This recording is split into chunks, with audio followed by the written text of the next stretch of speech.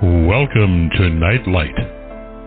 Step away from the mainstream and gather around as we enlighten the world and our realities and travel this cosmic journey we call life. Join us as we share with you and provide that beacon that can guide us all to a better way. Explore with us as we examine a metaphysical montage of spiritual insights, covering everything from the mundane to the magical, UFOs to unicorns, and everything in between. This is a time of awakening, of sharing and evolving, of spreading our wings and soaring on the cosmic breath of creation.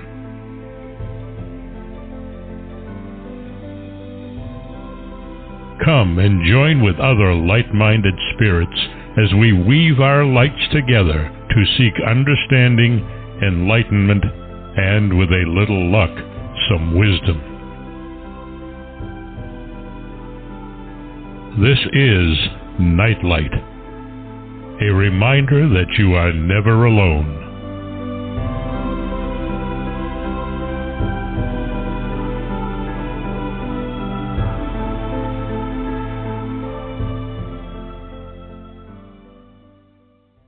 Hi, everyone.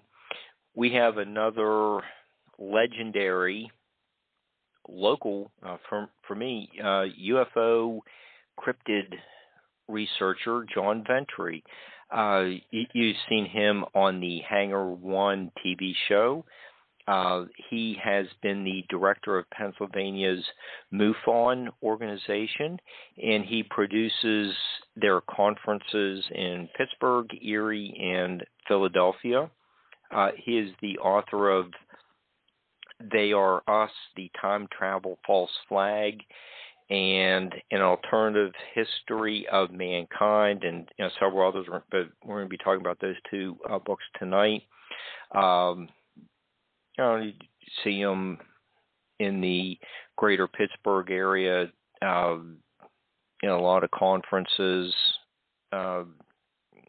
We met again at the Brook Hills Paranormal Conference, and John had a fascinating lecture on werewolves. You can learn more about John by visiting his website, JOHN VENTRE, VENTRE.com, and MUFONPA.com. And we can also call him Sir John. We'll get into that as the show progresses. Hi, John. How are you? Good. Thanks for having me on. I don't remember when the last time we spoke or did an interview. It's probably got to be 4 or 5 years, I would think. We.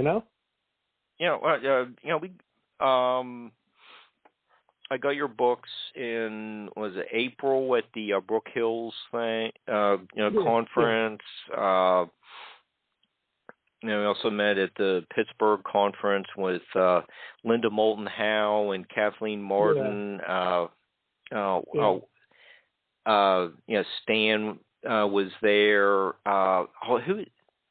Who's the other? He's actually interesting. He has an interesting book, Antonio Paris. Oh, that was a long time ago. Yeah. Antonio. It's funny. I don't know what he's doing now. At the time, he popped up. He was, I think he was working for the government. But like a lot of these guys, and I don't know. He wrote a book, and I don't know. He went to Florida, and I really haven't heard about him for a couple of years. I think he was another one of these government spooks in the field trying to find out what he could find out, like the current genre of Lou Elizondo and all these others. But I want to make a comment about we met a couple of months ago. I gave a presentation on Dogman and werewolves, But when we first did it, let's say at my house, we do a podcast with Fred Sluger, I was able to insert into the podcast there's a Dogman song that came out like in 1987. You know, what a cool country song. So we put it in the presentation, and then. As a kid, you know, I was like Super 8. I had my movie camera, and I'd make movies. But I made a werewolf movie back in 1973. So we finish up the podcast with the movie. You know, it's like 4 or 5 minutes long, and we put the werewolf. So if you watch it online at JOHNVENTRE.com, it's so much better than the lecture I gave because I couldn't do those as part of my lecture. You know.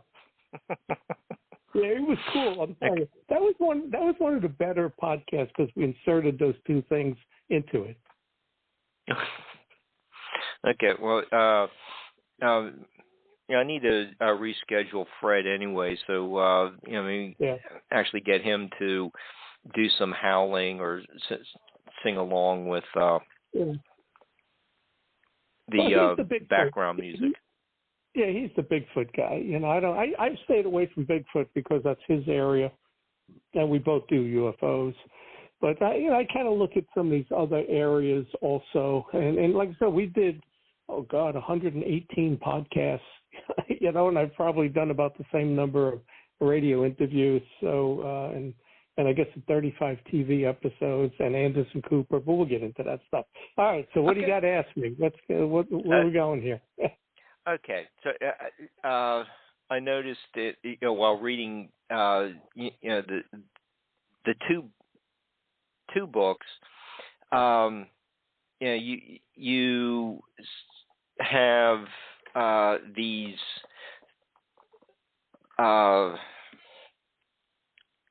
mysterious women who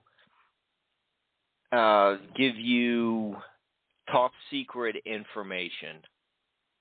Yeah. So let's get into who some of these women are. Then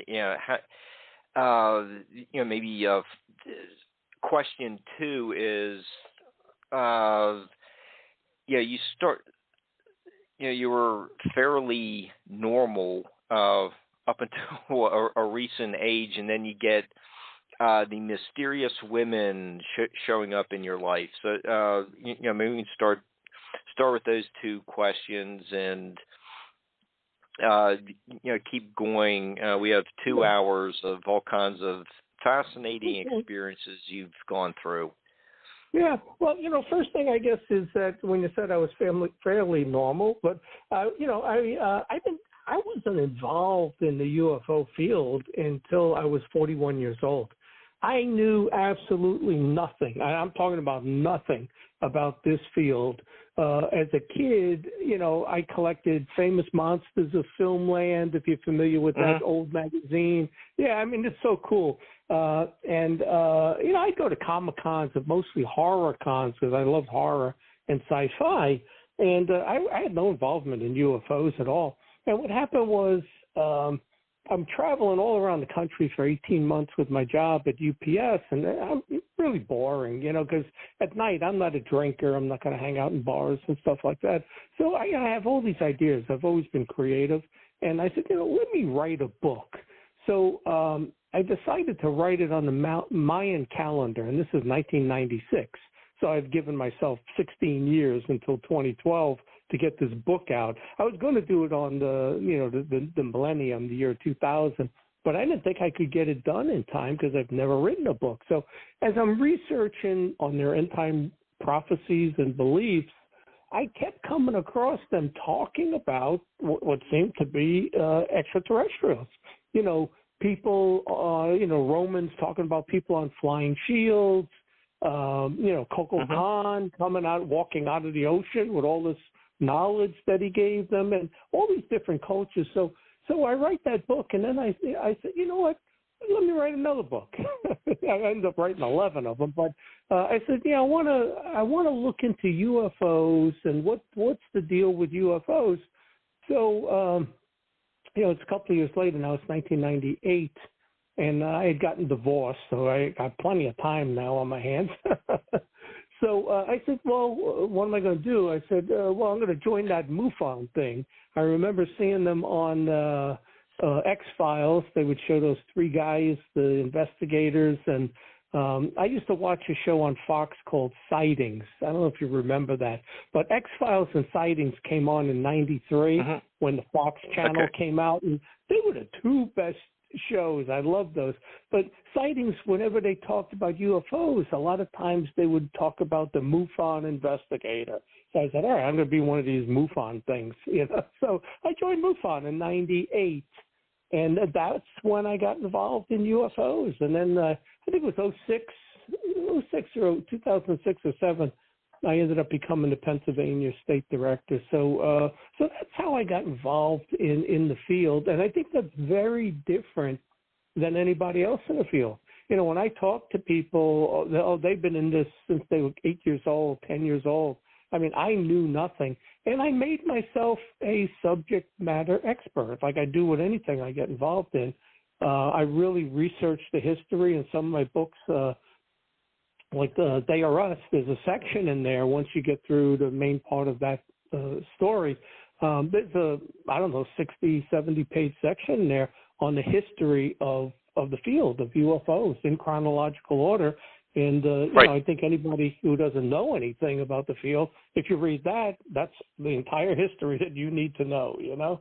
So that's how I got started in all of this. So your question's about these three women, right? So this is the strangest thing. And, you know, it started in '99. I said I joined MUFON in '98. So in '99, they do their symposium in Washington, D.C., you know, Northern Virginia. So I said, yeah, I might as well go. I joined. It's not that far away. It's a 3-hour drive. So I went to the symposium. It was really cool. You know, I never I'd never been to a UFO event, and I met a lot of people there, different speakers, the people in charge of MUFON, all of that. And so I'm sitting there, and there had to be 500-600 people. There was a lot of people at this event. And I'm sitting all the way in the back. And I noticed this woman comes in, and, you know, I turned and looked at her. She's, you know, pretty attractive. I'm single at the time, right? And she wasn't quite albino. She had light blonde hair. It wasn't white. It was blonde. But so she sits down. I noticed her come in. It was about 11 o'clock. I think that was on Saturday. And so within 12, we break for lunch. So I make sure I get online behind her, and then I sit with her, and we're talking. And it was just very strange. She had like gray bloodshot eyes. And I couldn't help but keep looking at her, you know, and I'm assuming she's part albino or a vampire or something, but, you know, and then in the back of my mind, I'm saying, well, you know, if these hybrids are real and true, they would come to a UFO conference, right? They want to hear what we're saying about them, you know? So we go back, lunch is over at 1. I go back, I sit where I was sitting. I look around. I don't see her. I never saw her again. Saturday, Sunday, the event's over. And I said, wow, this is like strange. Who pays to come to the event and you're there for 1 hour and that's it. You're gone, you know? And so I leave. And, you know, and the connection with her, I didn't think about until years later. And, you know, in my book, The Ufologist and the String Theory of the Unexplained, I mention her, but it's only maybe 2 paragraphs, you know, and that's about it with her. But I keep in my head going back to her, was she alien? Was she hybrid, you know? Because when I got home from the 99 conference, it was 4th of July weekend. I didn't stay for the fireworks. I get home. And the next 4 nights, I had, you know, what you would call an abduction, you know, or some sort of paranormal experience. And that's why I keep going back to her. Did she pick me out? Because I went and talked to her, this then occurred? I don't know. But then we get into these other 2, and that it's very blatant what's going on with those 2. So I'm home. And I'm 43 years old. I have an out-of-body experience. I'm 42 years old. I have an out-of-body experience where I'm floating above my house. I remember I could see my green Jeep Grand Cherokee parked right there in the driveway. I was right at the peak of the house. I felt like you know how they say, you know, if you're having that hypnagogia where you can't wake up, you know, you just have to move a finger. I was going to touch the roof of the house. That's how close I was, the peak. And I said, no, don't do that. You might fall. You know, if you wake up from it right then, like my eyes must have been starting to open. If I touch it, I'm going to fall into the driveway 25 feet, you know. You know, and then there was something in the room. There was a presence, and it was malevolent. This was the strangest thing. And then I had two very lucid, I had dreams, lucid dreams. But in the dream, I'm in a room, and, you know, we do investigations. We ask, like, you know, a lot of questions. You know, what was on the walls? What color were the walls? All that. The room was just like a real light beige color, but it was like even non-distinct where I couldn't really see the walls, the corners. I got the impression it was roundish. The room was circular, and it was, I won't say foggy, it was like blurry, but a cream color, you know. And my Doberman is there, and it's floating in the air horizontally with its legs out, right? And there's this 10-year-old kid standing there with his back to me. He didn't have a shirt on, and he's poking the dog. And I'm yelling at this kid, stop poking my dog. He's poking it in the ribs like he's never seen a dog before or something like that. This kid turns around, and I'm like stunned. He's got very large eyes, like twice the size that they should be. His hair is like all hair plugs. But, you know, and I could tell he's a kid, but he's muscular. His forearm was like Popeye. It was big and muscular, and the bone was sticking out of his elbows. It was the weirdest thing, right? So, you know, then when I wake up, what I did was I wrote it all down. I made myself a note, and my girlfriend calls me and says, John, there was a UFO sighting the night you're telling me this on 4th of July. She says it was at Penn State College, and another one in Morgantown, West Virginia. Well, if you took a pencil on a map and drew a line from Morgantown to Penn State, it goes right over my house. So there was a UFO sighting in both of those locations. So now I'm saying, well, you know, is this an abduction? What is this? And so I wrote it all down, and I printed her email of what she said, and I wrote all that down. Now, years later, when I decided to write a book on this, you know, and I don't know how many years later, that was probably 10, 12 years later, I said, okay, so I'm thinking about it, and I said, okay, in that dream, there was a kid standing there, and he had this rat boy face, and he had slicked back hair, and he's wearing like a black leather jacket, long coat. And that's what I remembered of this hybrid-looking kid. So I pulled my notes out because I wanted to get the dates and everything correct.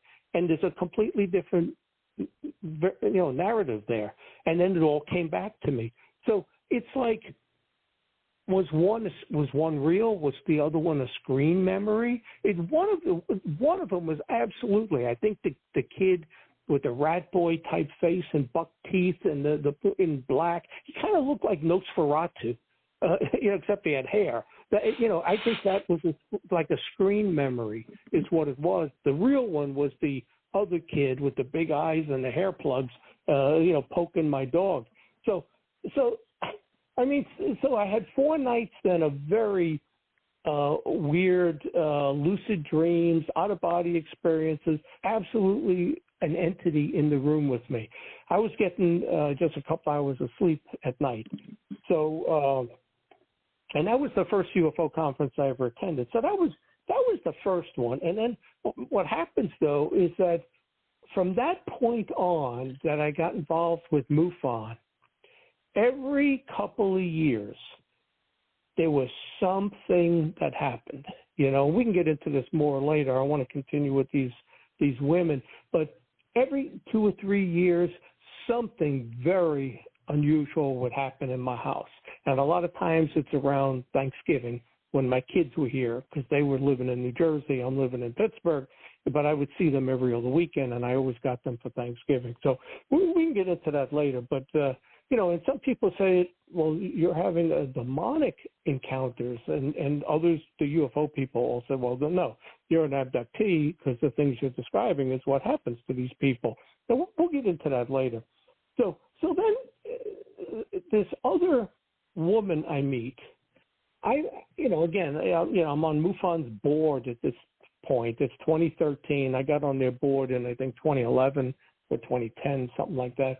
So I said, all right, let me go to Roswell. I've never been to Roswell. I got to go to Roswell. If I'm in this field, I better go to Roswell, So I fly into New Mexico. I go to Roswell, and I go to the museum, and I noticed this albino woman there, So she's staring at me, but she didn't say nothing, right?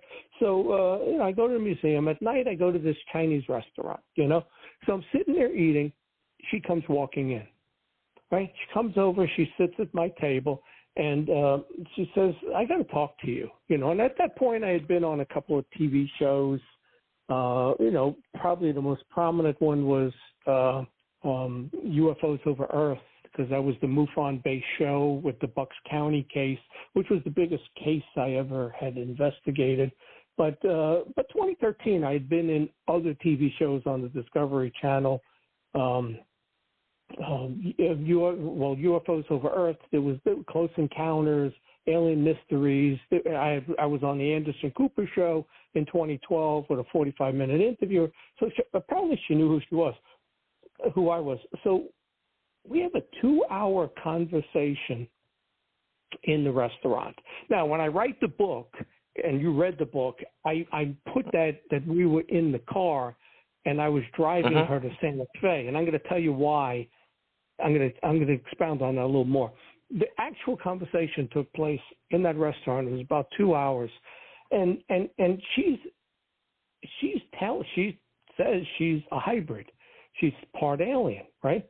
So I'm asking all these questions, and she's trying to convince me that the whole ancient alien theory, that they were here, that they didn't create us, but they upgraded us.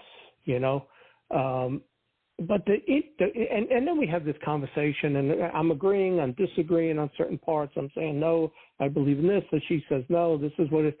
But what stood out the most with her was when we talked about these malevolent interdimensional entities, demons, right? She got, I can't say she got pale, because she already was, but that's what really struck her, fear. And she said, we have that in common. We are afraid of them just like you are. So apparently that's a link between us and the aliens, for example, wherever they come from. They have these same problems with these demonic entities, these evil, malevolent spirits, whatever. So the conversation's over. It's like the restaurant's closing down at 10 o'clock. So I said, okay, and I went to my room and I made a whole bunch of notes and all of that. So the following day I'm leaving. I'm driving to Santa Fe, and it's a 3-hour drive, I think 177 miles. I'm leaving Roswell, or there's that main street. I don't know if you've ever been there. And I have not. Yeah, okay, so I'm leaving. I'm almost at the edge of town. There she is, hitchhiking. That same woman. Now, I saw her in the museum. She came to me in the restaurant. She's walking down the street with her thumb out, hitchhiking. And I look at her, and something inside me, that voice said, do not pick her up. Do not stop. It's one of those where we made eye contact. I turned my head to the right. I looked at her. I didn't stop. And she was not carrying a purse. She was not carrying a bag. She was just walking down the main street, hitchhiking. And once you get another half a mile, you're out of Roswell. You got a 3-hour drive basically through the desert. There's one town about halfway with a gas station, and this is even creepy. there's this like 1950s diner with all of these girls, and they weren't on skates, but they were wearing those type of outfits that they would wear back then in the 50s. And you got like this from Happy Days. Yeah, you got this 1950s diner because I had stopped there to get lunch when I was going to Roswell. And there's a gas station, and most of the stores in the town are closed down, you know. But I didn't pick her up. But when I wrote the book, you know, in the storyline in Alternative History of Mankind, you know, I said to myself, how am I going to tell the story of what this woman said in our long conversation? And I don't want to say we're sitting there eating a poo-poo platter. So you know, I said, okay, I'm going to say I did pick her up, and you know, and I think that's, you know, it's a novel format, and I think that's probably what a lot of writers do is they get information and then they'll turn it into more of a longer storyline based on what the person had said.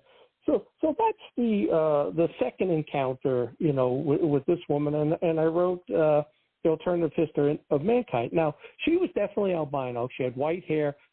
She had gray bloodshot eyes, you know, white eyebrows, all that stuff, right? So now, last year, 2023, I go to Scottsdale, Arizona. I'd never been there before, right? So I go to Phoenix first, do some sightseeing, then I drive to my timeshare in Scottsdale. So I see this complex on the right side of the road. It's like this circular complex. And I said, you know what? I'm about a mile from my timeshare. I'm going to go back and see what this is. It was called Arizona Boardwalk, you know. So I go back. I don't know if it was that night or it was probably the next day that I went back. And this is one of the coolest places I've ever seen. It's a circular complex. There's a Ripley's, believe it or not. There's a dinosaur exhibit.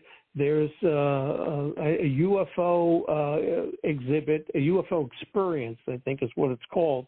The coolest UFO, you know, exhibit you've ever seen, you know, better than Roswell. And then there's some other like things for kids. There's a whole bunch of restaurants. There's an alien type restaurant, you know, and so I go in there. And I'm in there, and you know, I'm behind this guy and his son. He keeps turning and looking at me, and he says, "You look familiar." And I said, "Well, I was on Hangar 1. I was with MUFON." He goes, "Yeah, that's where I recognize you." You know, So then I see again another albino woman. Right? She's in the exhibit. She's, you know, like standing, I don't know, 20 feet away. These are pretty big rooms. And she's looking at me, you know, just like the other one in Roswell was looking at me, right? So I get done with that. The next day I drive up to Cave Creek. It's about, I think it's 18 miles north. And it's like an old western town with Indian stores, a lot of places you can go and buy stuff, you know. So I'm up there and I go to a restaurant and I sit down and I'm eating. This albino woman walks up to me. She sits down right across from me.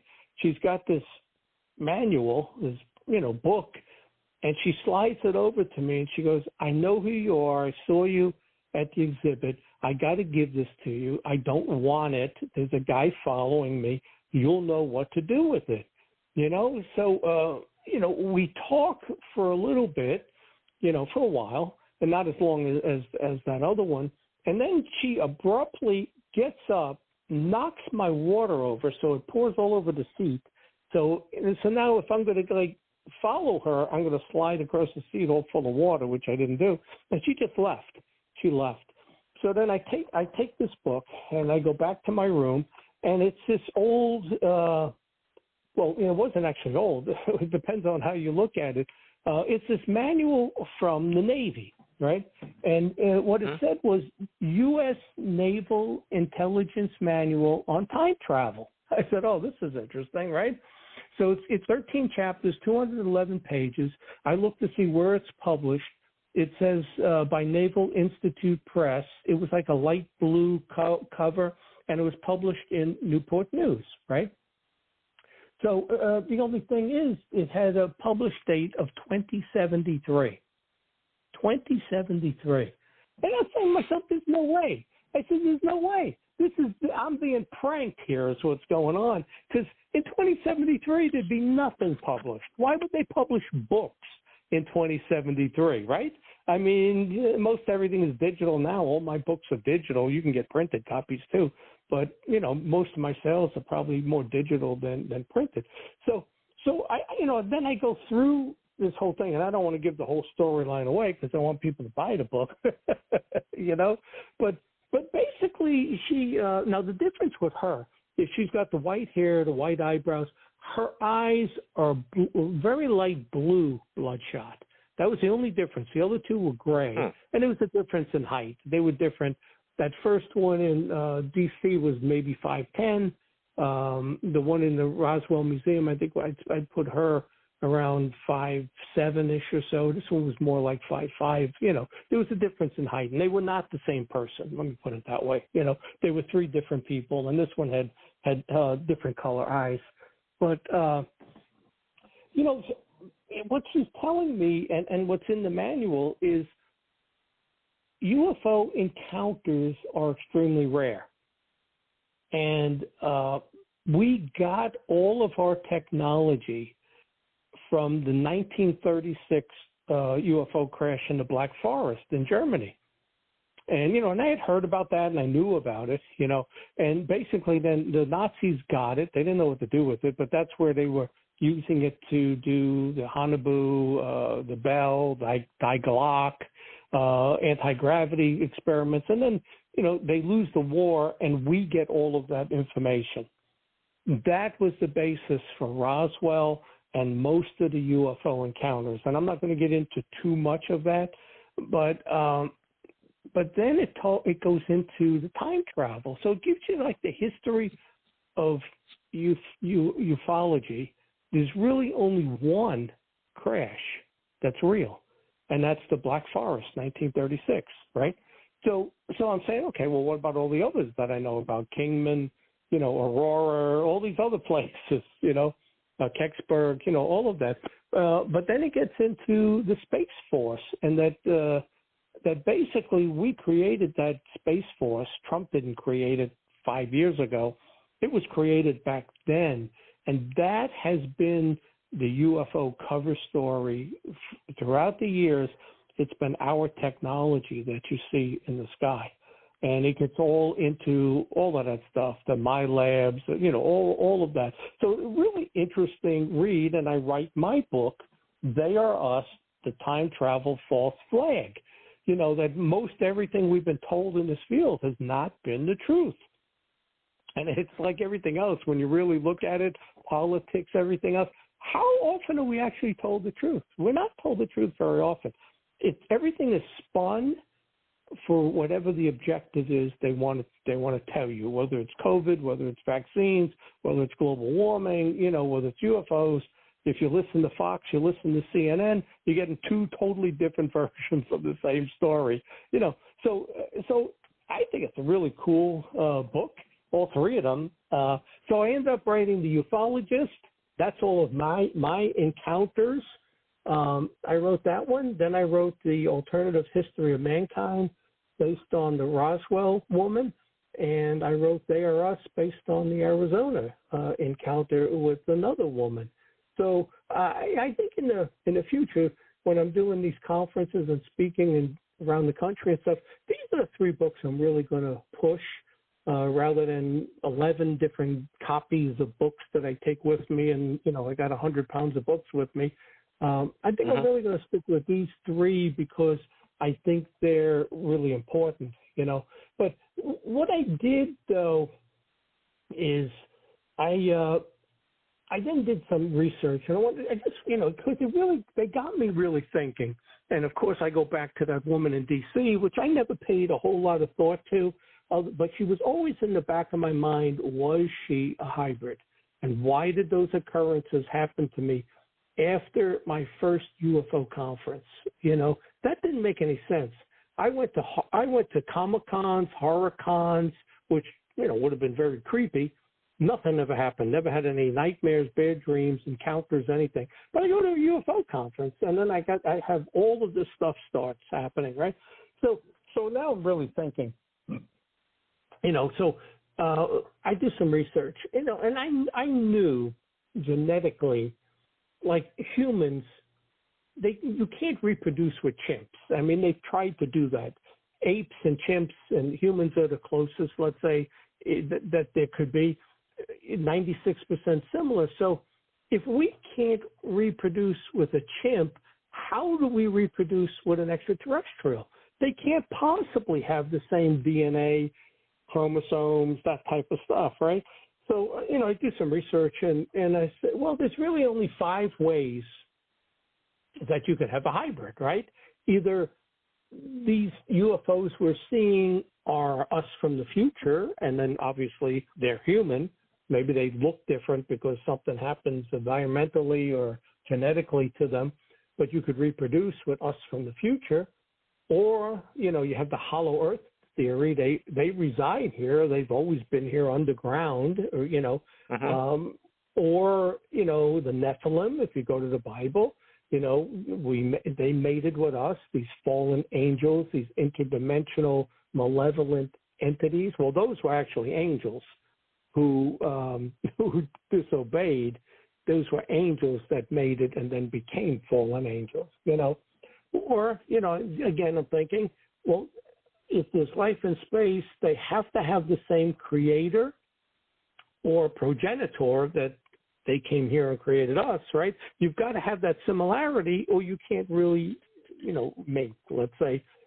Or if there's some sort of genetic engineering that we don't understand that can cause it. But I've always been really skeptical of the hybrid thing because I know the genetics isn't going to work. You can only mate with what's in your species. Dogs and wolves, lions and tigers. You can't mate with something outside of your species, and we don't have anything outside of our species. All the racial groups are in our species. There is no difference other than skin color when you're talking about races, because all the genetics, the internal organs are all the same, and they use them for transplants and operations and blood and all of that, right? So I get into this, into the book. Well, a couple of the books I wrote, so what are the explanations for these aliens, and 90% of everything that's written, let's say TV shows, movies, all of that, it's the extraterrestrial hypothesis, right? That they're from space. And that was proposed, that was first proposed by Major Kehoe after the Thomas Mantell incident where he chased the UFO and crashed. He was the one that said these are from outer space, they're extraterrestrial, right?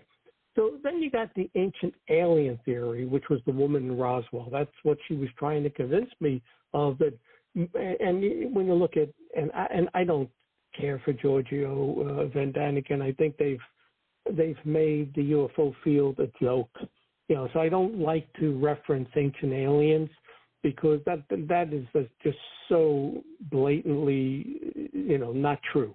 Let's say, and the way they present it, I see it as very blasphemous, and it's entertainment. That's the word I'm looking for. It's entertainment. But the ancient alien stuff, ancient astronaut, basically is, if you look at the Bible, angels and God and heaven are really, aliens and spaceships and that type of stuff, right?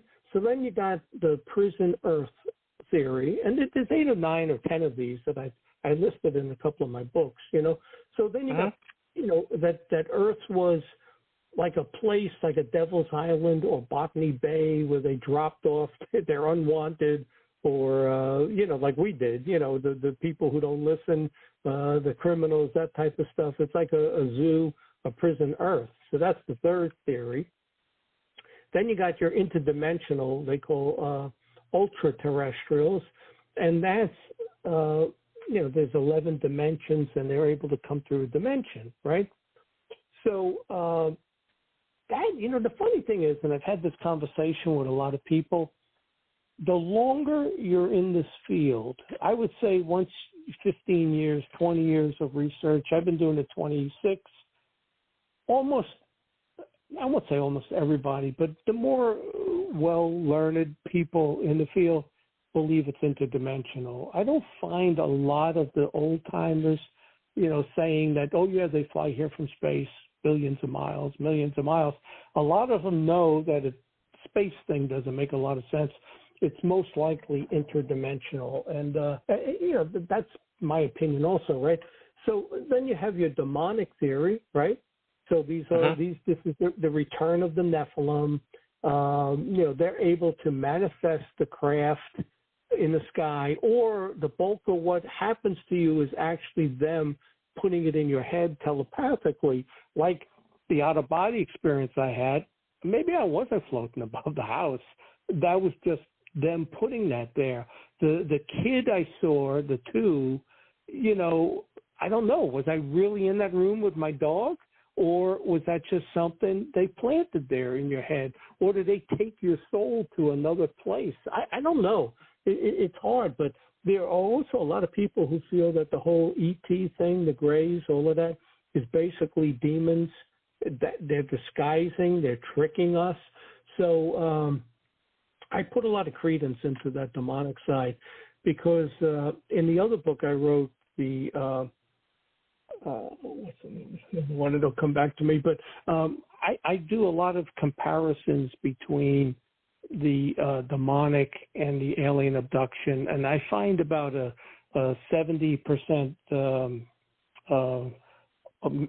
match between the two, so which doesn't make a lot of sense, It shouldn't have that type of a match, but it does, A string theory of the unexplained. That's the name of that book, Okay. So then you got the crypto-terrestrial, right? That's the hollow Earth theory. That was first proposed by Mac Tonys, that they live under the ground, that type of thing. You have time travel, extra temporal. It's time travel. There's hoaxes, and none of this is real. And that's what a lot of the scientific community will tell you. You got the psychological explanation that Carl Jung. It's a projection in your mind, or magnetic fields cause these delusions, or they're just delusions. You got the military, which is what I touch on in that book I wrote, They Are Us, that the military's involved in this. It's a cover story. The UFOs are a cover story for our technology. And they test stuff on people. So a lot of the cases throughout history, like 1977, like Colares, Brazil, a lot of those, Vahinha, Brazil, they would go. There's a lot of cases in South America, and I think that's where we went and tested some of our technology, and that falls in line with Project Solar Warden when Gary McKinnon had said that. But most of that is disinformation, and it's being staged for us to think there are UFOs, but it's really our technology. So I'm telling you all of this, but I don't really know the answer. So those are the some of the explanations. So I'm going to get into next this paranormal link between UFOs and the paranormal, but let me put it back on you. Is there anything you want to ask me since I did most of the talking? Okay. Several times during your presentation, you brought up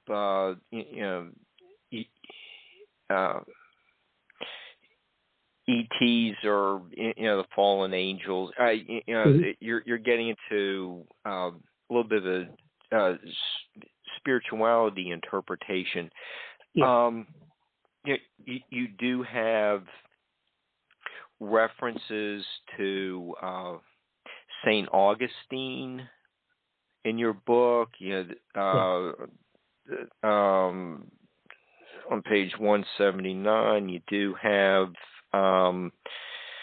Lord Hill Norton believed that there was a satanic origin to UFOs.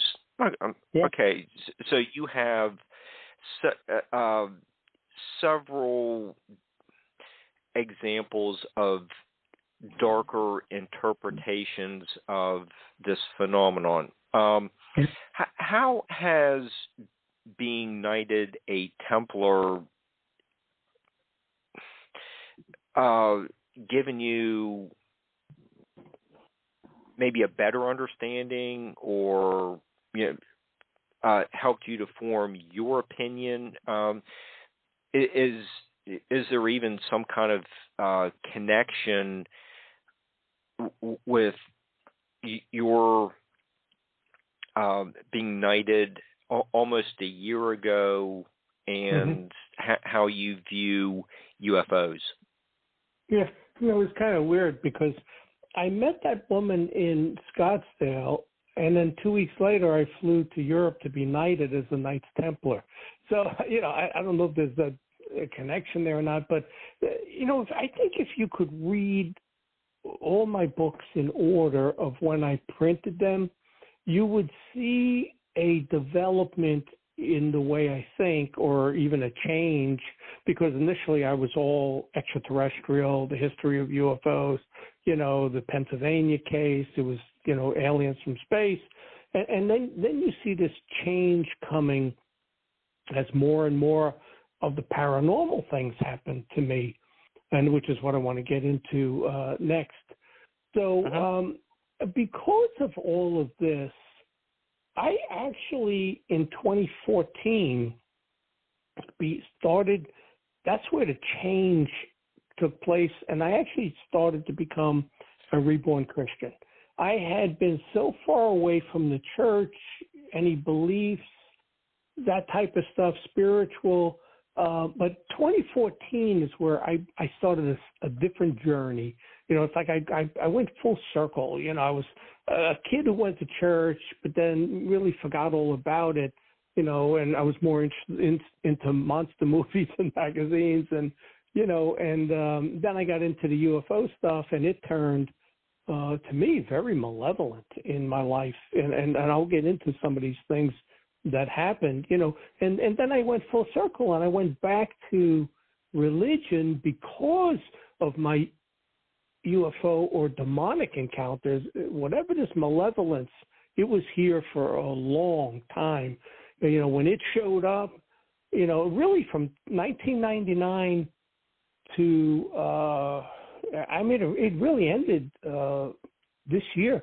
Nothing has happened since June of this year. So I don't know that I can't say it's over. It's only 3 months ago, but it's been very peaceful and quiet in my house.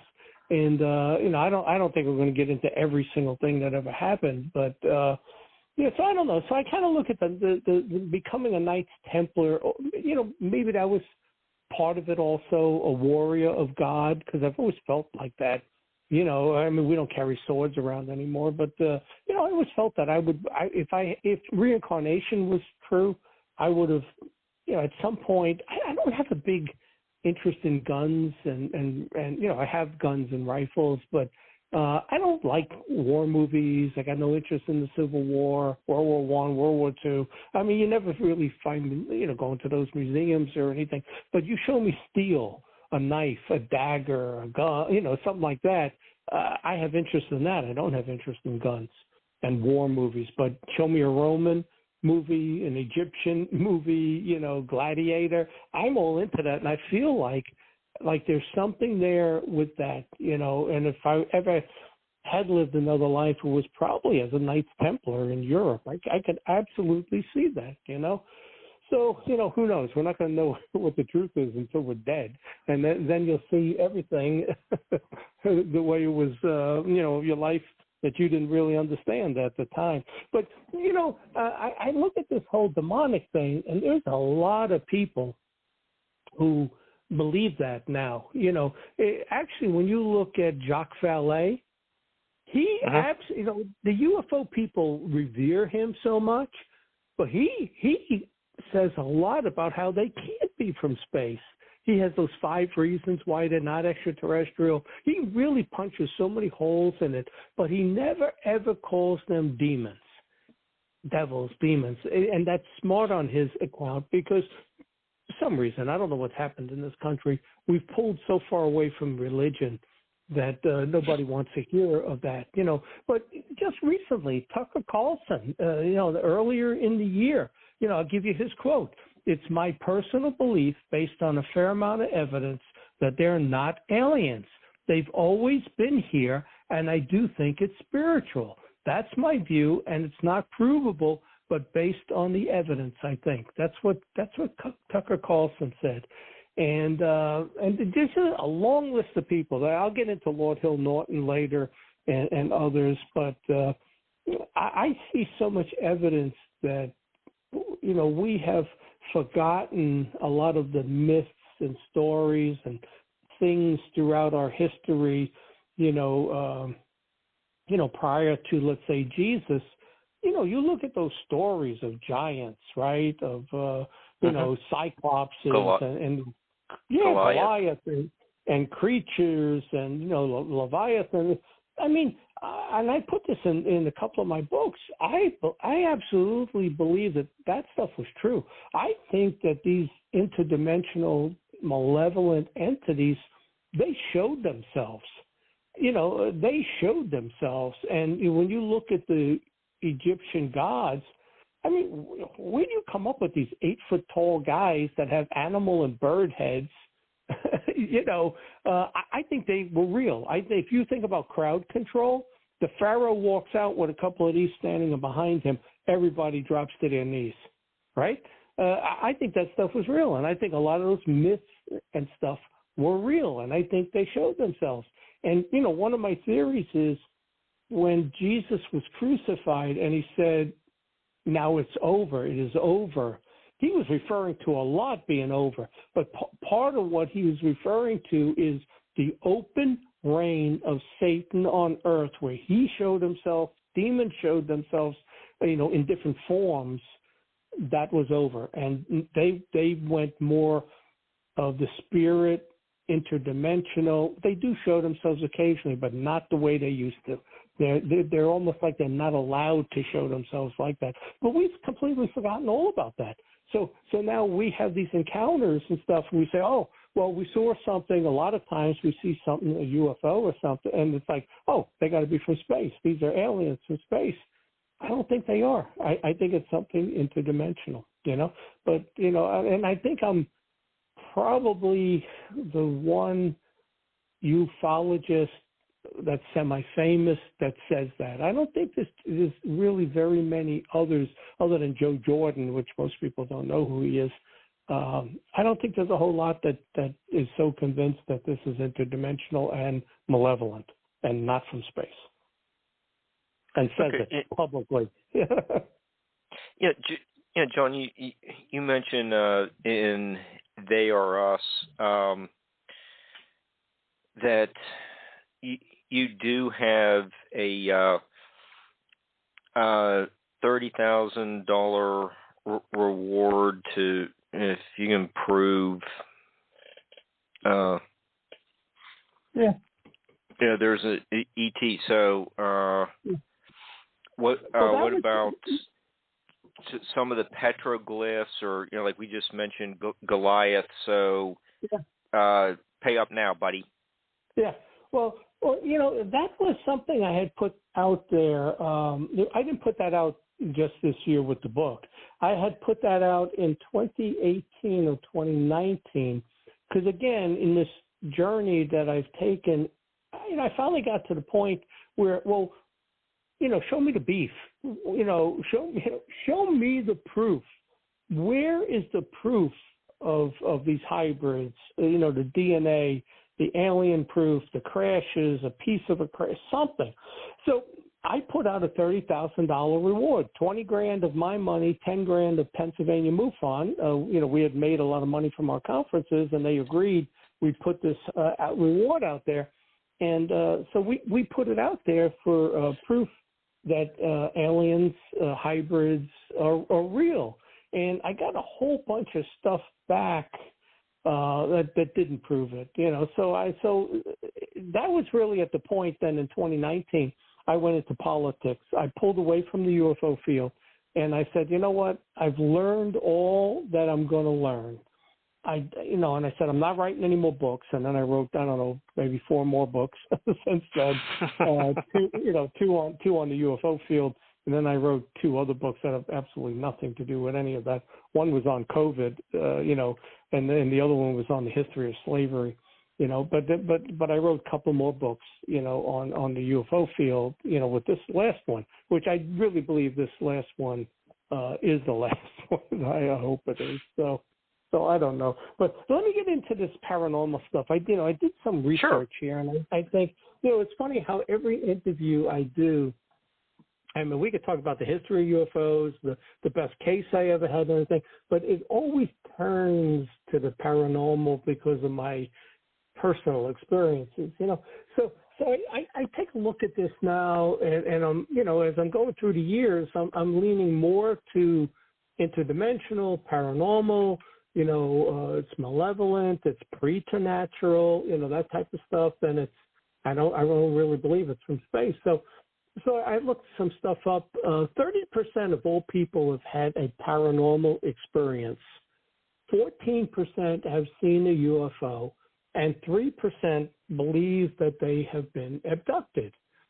So in one of my books, I think it was The String Theory of the Unexplained, I come across Kenneth Ring's work, So I'll get into that in a second. But when you look at, he looked at near-death experience, right, and abductions, and then I looked at demonic infestation and abductions, right? But if you look at what's positive in that whole realm, near-death experiences are actually positive, right?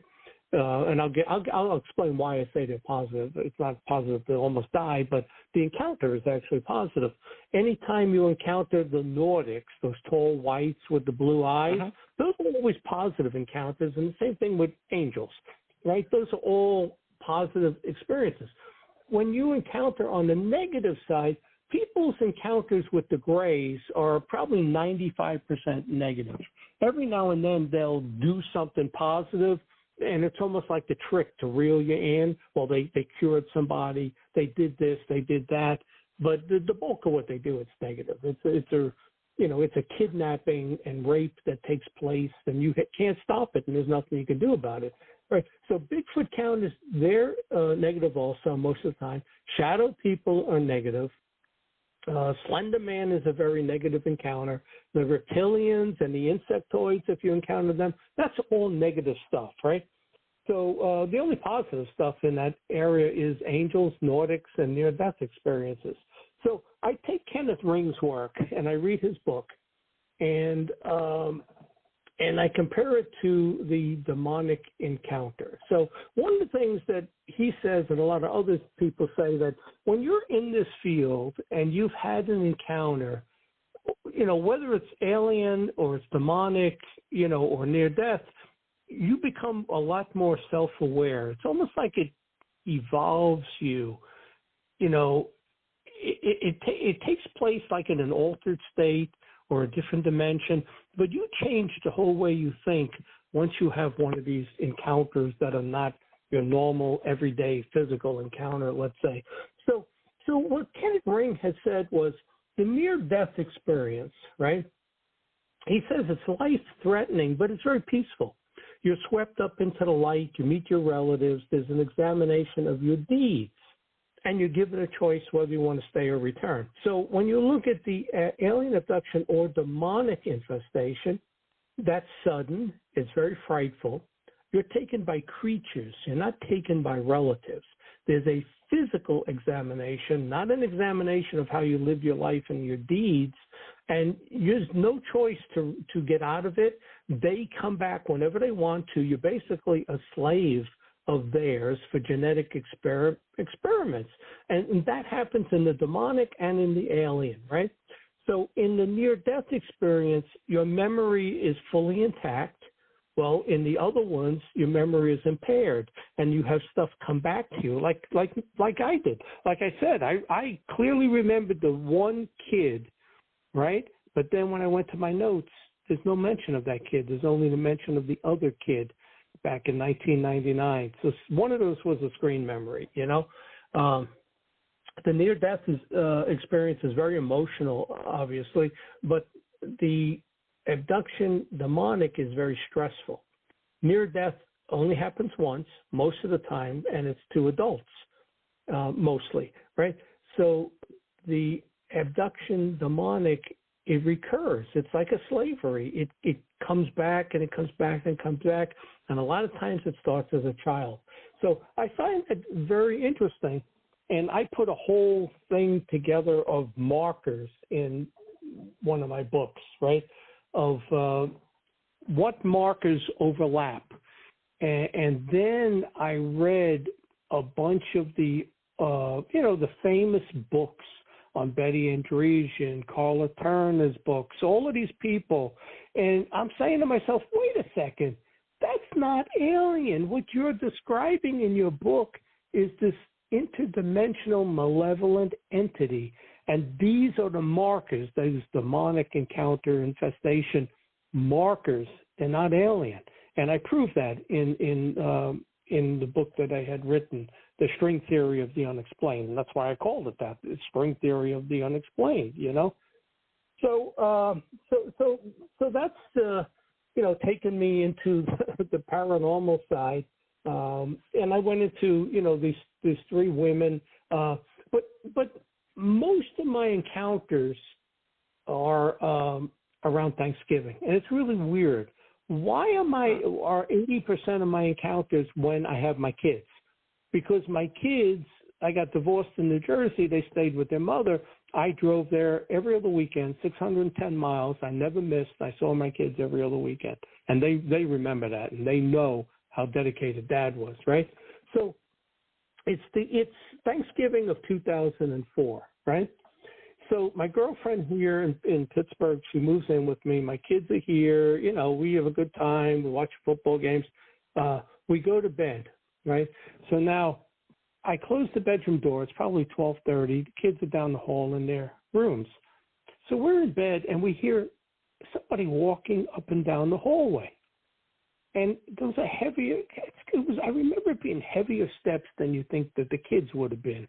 I guess maybe not. My son would have been 20 at that point, my daughter 18.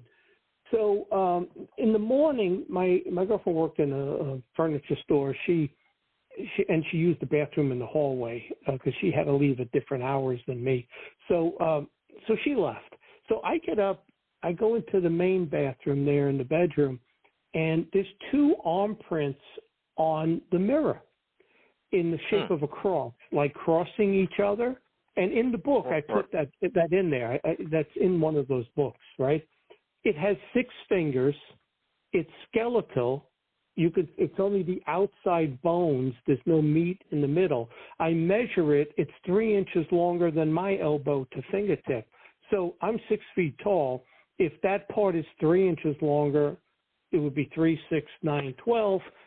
This thing is 7 feet tall, at least 7 feet tall, right? And it left this trace evidence. I've got a picture of it. I've put that in a couple of my books, and I got a video of it. If I could ever get anybody interested in doing one of these shows on TV, I would make the video available where you really see it better than the Polaroid I had taken. So then the kids get up, and I ask them, what were you doing in the hallway last night? And when kids are lying to tell you the truth. My son's mouth drops, and he goes like, Dad, we thought that was you in the hallway. So apparently they heard it too. Yeah, they heard it too. My daughter said, Dad, I was so scared. She says, I went into my brother's room, and she slept in that room because she was afraid to be alone in her room. And that was smart on her part because I'm going to get into some other things that happened. But again, now remember, 1999 was this hybrid woman, my first UFO conference, and my encounters with these, out-of-body experiences, all of these lucid dreams. So now, 2004, like I said, every 2, 3, 4, 5 years, something happens. 2009, 5 years later, right? It's 5 a.m. in the morning. The way my bed is, it looks right down the hallway, right, if the bedroom door is open. So I wake up suddenly. It's 5 a.m. There's somebody standing down the hallway. I'm looking. There's a guy standing down the hallway, and he's backlit, which was really weird. I'm looking at him because he's right where he is. The attic door is open, and you can go up the steps, but it's almost like the light of the attic is on. and I can see him as a silhouette, but I can't see features because he's backlit, and the hallway's really dark, you know. But his head is above the door frame. He's got a square head, so I'm saying, is he wearing a helmet? Is this an alien? And the waist, I don't know if you remember the prawns from that movie. It was that District 9. The waist was like 12 inches. I'm looking at this thing that's got long arms, long legs, almost no waist at all, so it doesn't eat anything. It's got like a 12-inch waist. It's got a square head, and it's taller than the door frame, and it's frozen in place like I wasn't supposed to wake up. You know, like in these alien abductions, the woman's awake, she's being abducted, the husband's sleeping, and she can't get him to wake up. Well, I woke up, and I'm looking, and it's like I'm rubbing my eyes, I'm slapping my face. I crawl to the footboard, you know, so I'm 6 feet closer to it now, even though it's down the hallway, it's 25 feet away. And I'm saying to myself, well, there's somebody standing there. You're taking kickboxing, step over the footboard, go down the hallway and hit this thing as hard as you can. I'm about to do that. There's a voice in my head says, you don't want to do that. That could be unsafe. You want to step off the bed and put the light on. So right away I think, oh, I thought it was my thought. It wasn't. You know, I said, oh, I work for UPS, safety first. I got up, I put the light on, it's gone. I go down the hall. You know, I look for footprints because the cleaning lady had just vacuumed that day. I walk back. My Doberman is sleeping there at the top of the stairs. I walk past him twice. He doesn't wake up. He doesn't acknowledge me. He's laying there snoring. You can't walk past the dog and him not wake up. I don't think I've ever walked past my dog and the dog doesn't turn his head and look at me. You know, they're very light sleepers. So now, you know, this thing is there. You know, it's like somewhere between the prawn and Slender Man, you know, except he's not wearing a suit. He's just very tall. And I'm saying, what is this square head? So I lay down and, you know, something happens. You can't go back to sleep. I open my eyes again. I see a light outside. And it's pulling away from the house and getting duller and duller and duller, and it's gone. So I'm saying to myself, holy, you know, what was that? Is this alien? Is this a craft? This thing left and the craft pulled away? I don't know what this is. I really don't know what happened. You know, the UFO people say, you know, it was probably an abduction. He brought you back. You know, it was leaving, that type of thing. I don't know, but it was very, very weird. You know, has the same type of event happened again, or is it just a one-time experience? Well, that was the only time I ever saw a creature. Now, I have seen shadow figures in the room. And my daughter in 2010 got attacked by shadow creatures in her bedroom upstairs. You know, that was clearly, you know, unless shadow people are alien, I don't think they are. They're some spiritual interdimensional thing, whether they're ghosts or demons. I don't know what they are. I don't think they're demons, you know. But they attacked her in the bedroom. That was in 2010, the following year. You know, and that's another story. But it's in one of my books, you know. You know, then again, like 2013 is this Roswell encounter, you know, with the woman. Well, then 2014, and that's why I referenced 2014. It's June 6th is my 20th anniversary of being divorced, right? So it's not like I'm celebrating, but it's just a date that sticks in my head. So it's June 7th. It's the day after my 20th divorce, which to me was a big deal. It separated me from my kids, my wife, you know, to me, and I don't even understand how it even occurred, how she did a 180 and became a different person. You know, it's almost like when I watch a lot of these haunted shows on Travel Channel, and you see that in there. They even say it, the personality change. Well, she had a complete personality change, like a haunting or a spirit attachment or demonic attachment or something, you know. So it's June 7th of 14, and you got to remember, 2013, I did Well, I filmed Hangar One, but the first season of Hangar One on the History Channel just aired in February of 2014. It ended probably in February, March, April, end of April, something like that. It's over. So now it's June. I'm in between seasons 1 and 2 of my big UFO opportunity and show, and people now know who I am all across the country, and something shows up in my house, right? So I go upstairs because every in the summertime, this is June, in the evening, once the sun goes down, well, you live in the area, it cools off. As soon as the sun goes down, it drops under 70. I open that attic door because there's 2 skylights with screens and the cool air comes in. I do that every night in the summer. I let the cool air in. So I go upstairs, and when I get outside the bathroom, it stinks. And, I take a step back, and I don't smell anything. I take a step forward. There's a column of smell in the middle of the hallway right outside the bathroom. It don't smell in the bathroom. It doesn't smell in any of the kids' bedrooms. There's a column of smell. And right away, in my head, I said, oh, what, the dog do his business up here? It stinks. So I'm looking around, and then I'm smelling, and I say, you know what? That's not that. This is like rotting flesh if you ever smell a dead animal or something in the yard. I said, this is like something like rotting flesh. So I put the fan on in the bathroom to try to pull it out. And I go downstairs. I'm watching a baseball game. I remember Detroit Tigers because they were good back then. They're good right now, too. But back then, 10 years ago, they were very good.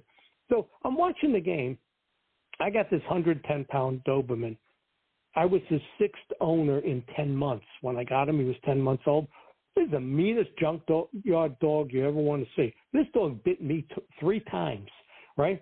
He has never, ever approached me for affection. That's not the way he was. He comes over to me. I'm sitting in the recliner with my legs out. He lays across my legs like to protect me, right? And I looked, I said, wow, this is really unusual. This dog, you can barely pet him. When you pet him, you have to watch him. If he pulls his lips back, he gives you about 3 seconds notice. He's going to snap at you. My son used to say, you're crazy, Dad. This is a 110-pound Doberman. This thing was fierce and powerful because I have 2 acres and it runs around. This thing was all muscle, So he's laying across my legs. I'm watching a baseball game. All of a sudden on the wall, boom! This is sonic boom. The dog, I'm looking at the dog. He's right in front of me. Both of our heads turn to the right simultaneously. The picture on the wall lifts up about an inch, and I have 2 Indian headdresses on each side. The feathers blow to the side. So I said, holy cow, what is that? The dog sensed something was in the house, right? So the game's over. I go upstairs. That smell is still there in the hallway. I turned the fan off. I said, I'm going to bed.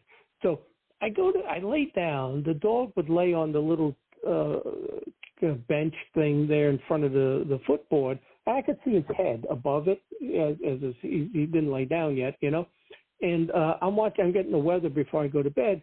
In my bathroom, again, a sonic boom. Boom! The dog and I, both of us turn and look. So the dog hears it again.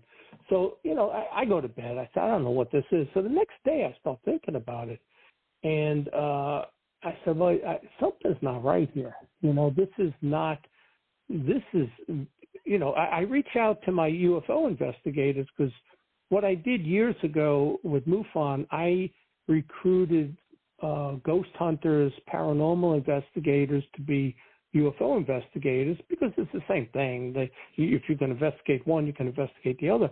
So I spoke to 2 of them in particular who did the ghost hunting and stuff and told them what happened. They said, John, if you smelling it like that, you have a demon in your house. This is a demonic entity in your house. This is not a ghost. And now I'm afraid. I get nervous. I said, what's a demon doing in my house? So, so from that point on, for 10 years, June of 2014 to June of 2024, I have all kinds of paranormal activity in my house. And I'm not going to get into all of it. birds flying into the windows. I mean, I had my yard burst into flames. I put blessed pendants in the four corners of the house, the four corners of the yard, and the outside of the fence line where the pendant was, the whole yard burst into flames. It was incredible. I saw it. I got pictures of it in one of my books, and I called the fire department. All kinds of stuff happened, banging sounds, scratching sounds, and the dog would react. We'd hear these nails walking across the tile floor. And I'd look at the dog, and I'd see him looking down on the ground, shaking, like moving his head back and forth, like he's looking at it. We all both hear it. There ain't nothing there, but we hear it. So I know it's real because the dog is reacting to it. And just there's so many occurrences that take place. So, and again, I don't want to go into all of them. You're going to read my books if you want to find out what they are. But that's what started me on this, looking back at the religious side, the spiritual side, and studying demonology, where, I think I could go into an exorcism and participate and drive the thing out. I know so much. I read every book on exorcism by Gabriel Amorth, Malachi Martin, all of the real, not really hauntings. I've read them, but really the demonic stuff. I've read so many books on this, written by priests and pastors and all of that, So then I read a few books with that angle, that alternative history of, not the alternative history, the string theory of the unexplained. That's where I looked at a bunch of UFO cases, and I point out these are the markers of the demonic, the interdimensional. These are not alien. These are not UFO. And, if anybody wants to read that book is like 450 pages long, but it compares the UFO to the demonic, and then my encounters are in there. The ufologist is only my encounters, and so it's only 200 pages, So that's where that stuff happened, You want to ask something? John, with the you're talking about some of these cases happened. Your encounters happened around Thanksgiving. You're talking about you document the coming under attack from a malevolent entity on the day after the 20th anniversary of your divorce.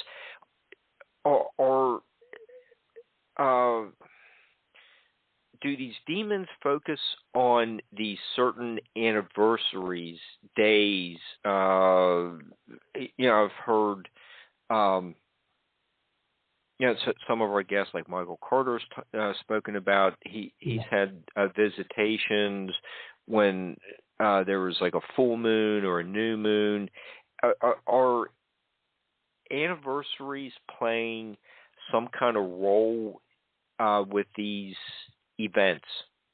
Well, I wouldn't say, the one was my anniversary. Well, I bring up, the 2014 was definitely the anniversary of my divorce. But when you think about it, nothing has happened since June, which is then my 30th anniversary of the divorce. This house has been clean, quiet, no tappings, no nothing going on the walls. But leading up till this June, the past couple of years, I've had so much bad luck. And, and I've talked to a lot of people in this field, how all of a sudden their luck changes. Connie Willis, we had a long talk about that. Jan Harzan. There's a whole bunch of people that when you're in this field, what is it about the UFO field that's paranormal? And it's almost like I feel like I got marked. In 2014, when that thing showed up, it marked me, and it kept coming back. To me, I feel it was demonic. I don't believe that it was alien, even though a lot of my occurrences, you could say was alien. The guy standing down the hallway, the light outside, 1999, the lucid dreams, the out-of-body experience, the hybrid kids, you could say that was alien. I never got the impression that this stuff was alien with me. I always got the impression it was malevolent. And even my daughter, when she got attacked by the shadow people, she said, Dad, this thing was so malevolent.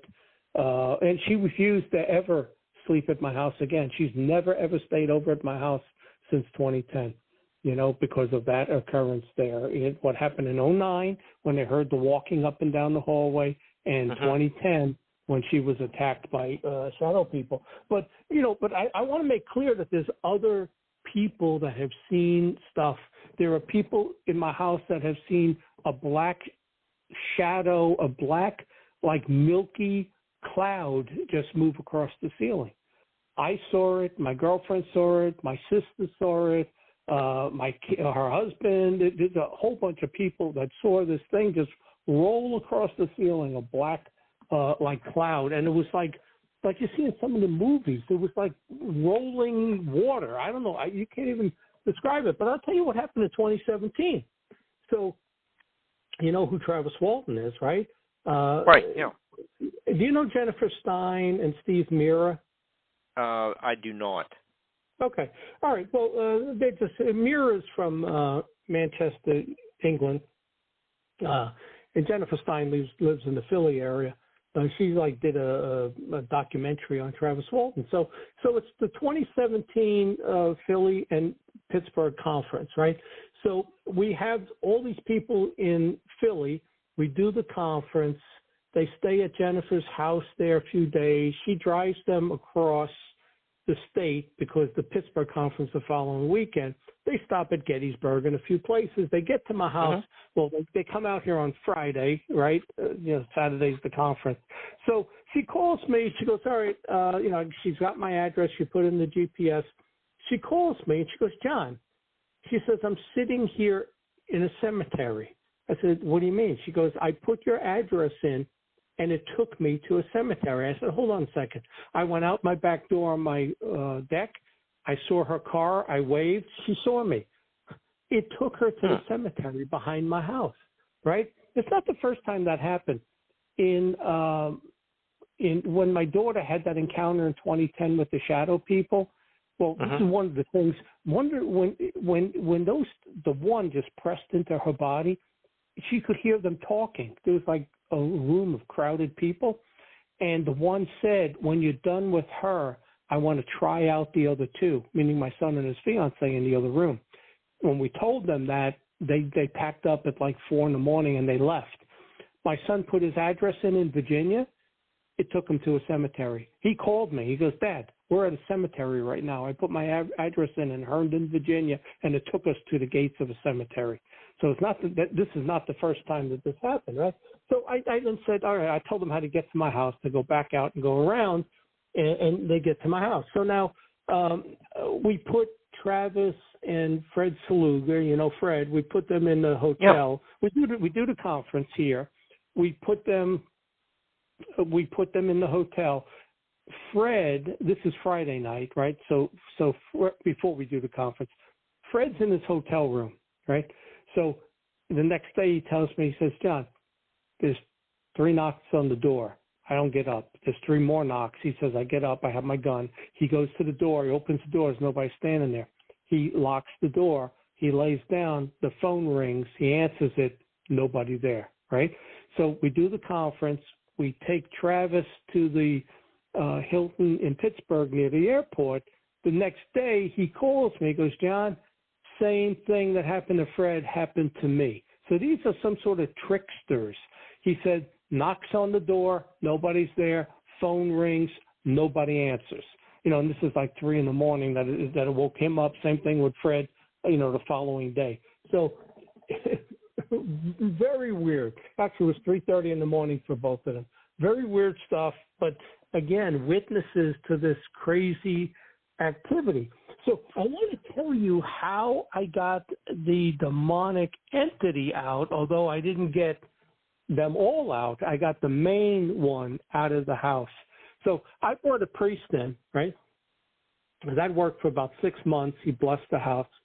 But it all came back. The noises, the banging, my dog going crazy, spinning in circles, the most vicious barking. And again, this is a 110-pound Doberman. When he's getting ready to attack. So one of the guys I know, he lives up in Du Bois. He's doing a movie. He makes movies, and he says, John, I'm doing a movie called The Exorcism Prayer, and he said I got 5 priests, ministers, pastors. And 5 cases. Well, he has 4. He says, I want you to be one of the cases because I know what happened with you. I said, okay. So he goes, here's the deal. I'm bringing the minister down from Sharon, PA. We're going to film in your living room. You tell us what happened. Then he will bless you and he will exorcise the house. And he's done this. He's an exorcist, but he's real. He's a minister. So he does that. He goes room to room, saying the prayers, holy water, holy oil, puts the crosses above every door frame, window frame, everything. Boom. That demonic entity now is out of my house. But I still get a lot of other stuff happening. And, I've had so many things happen. Like I'm in Vegas, right? July of 2021, right?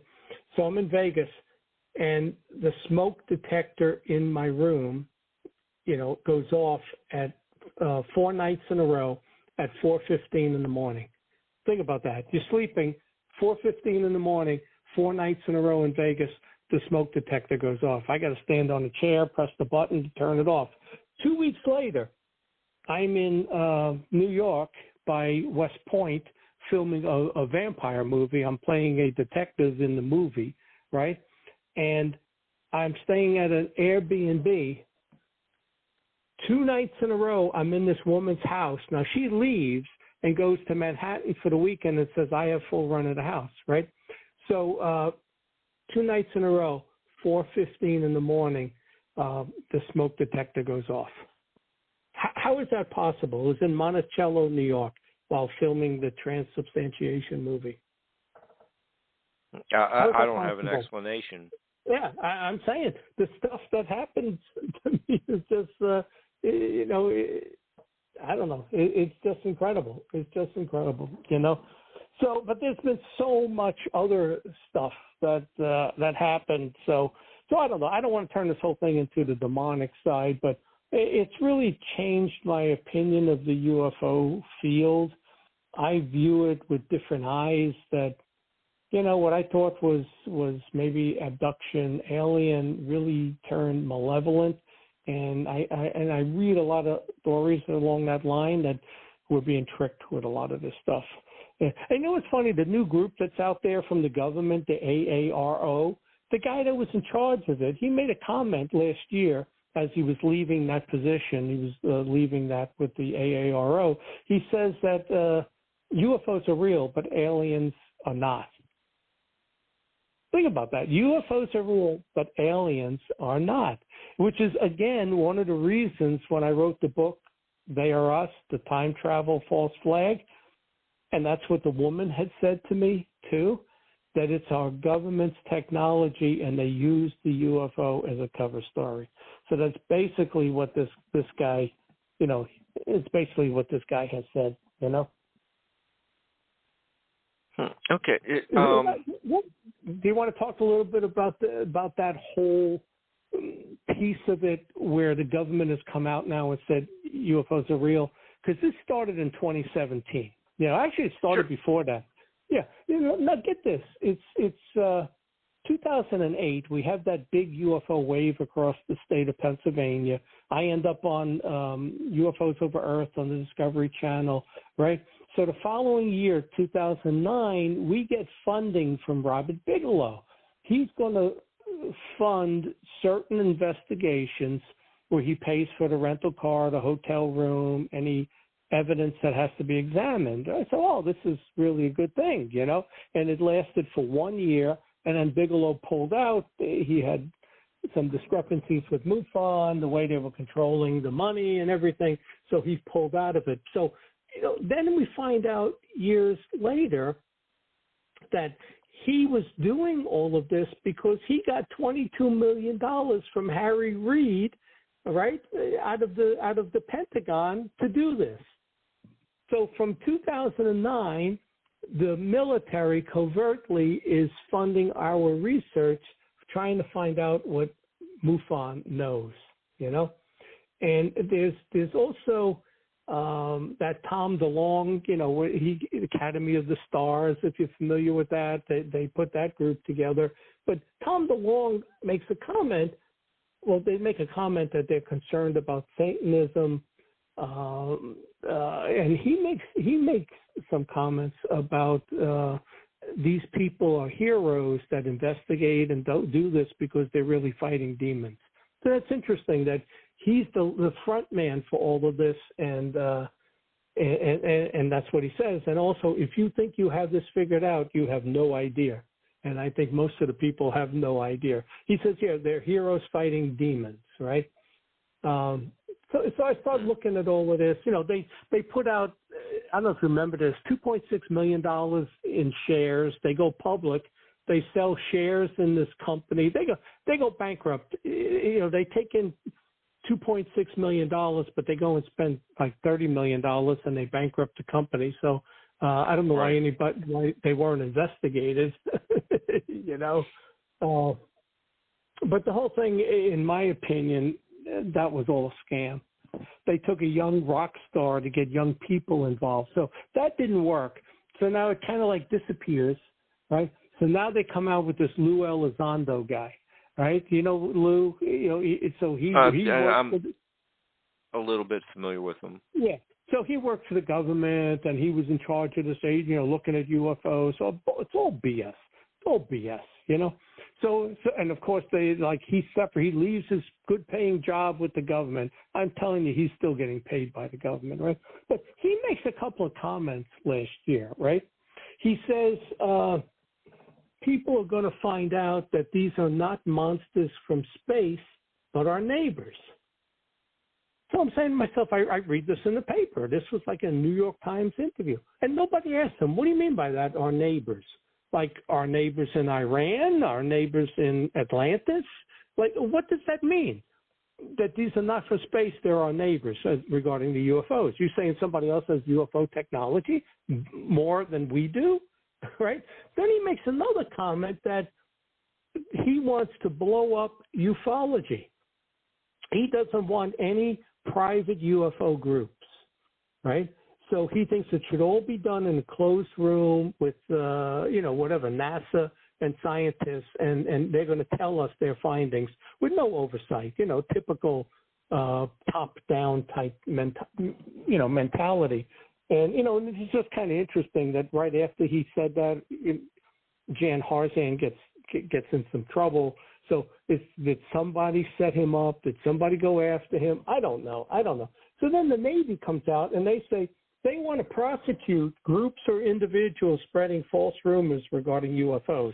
That's like the censorship you see right now on Facebook, you know, where they censor anything that Christians say, conservatives say, Republicans say.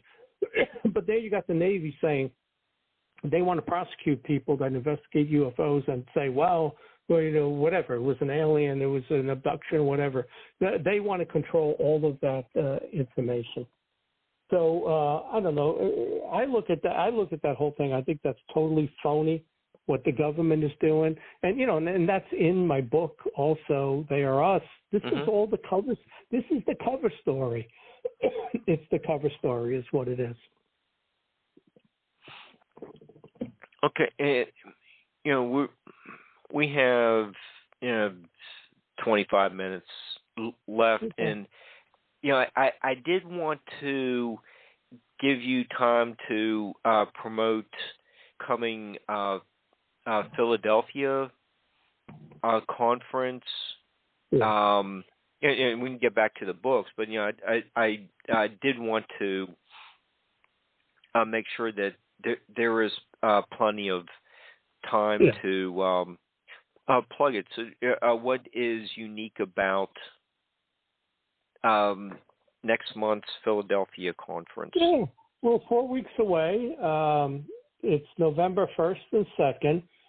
We skipped the Philly conference last year. This is our 16th year there, but last year, the Sheraton got bought out by the Marriott, and they raised the prices, incredibly, like 5 times more expensive for the food. So we skipped the conference. We didn't do it last year. So we're back. I was able to work out a deal with them. But we got a really good lineup on Friday. You got Robert Spearing, who's the head of the international investigations with MUFON. He's going to talk about horrifying bedroom entity encounters. So it's kind of like what I was just talking about. But he's he's looking at it as though they're alien. I look at them with a different set of eyes, and I want to hear what he's got to say because I guarantee you these are not alien, Then we got Frank Chili, who is going to talk about thought propulsion. Then we do a cocktail hour with food and open cash bar. Then my presentation is on the possession of Hitler. I'm going to go into that 1936 Black Forest crash and how they got the technology, but the fact that Hitler was demonically possessed, and I can prove that from some research that I did, some things he said, witnesses to his behavior, and other stuff. So I think it's a pretty cool presentation. And he was all into the Templars, the German Templar knights and all of that. So it kind of goes hand in hand with my being knighted as a Templar. And then Fred's going to finish up Friday night talking about Bigfoot. So on Saturday morning, we have James Krug, who's really good. He's going to talk about invasion of the body snatchers. So that'll be interesting. We got Paul Hynek, who's going to talk about Project Blue Book and growing up with, UFOs and his father. I think that's a cool presentation. Bill Burns talking about the day after Roswell. Nick Pope talking about disclosure. Is it coming, ready or not? And then Ray Keller talking about the stranger at the Pentagon, that famous case from the 1950s. So, to sign up for that, you just go to MUFONPA.com, and that's our 16th anniversary, our 16th conference in the Philly area. I think we've done, next year probably be 18. It'll be our 18th here in Pittsburgh. Well, it's really in Westmoreland County at the Westmoreland Community College. So, that's that. My stuff, if you want any of my books, just go to Amazon.com. If you got Nook, you could go to Barnes & Noble. But the bulk of my sales are on Amazon now. And you can find all of my books there on Amazon.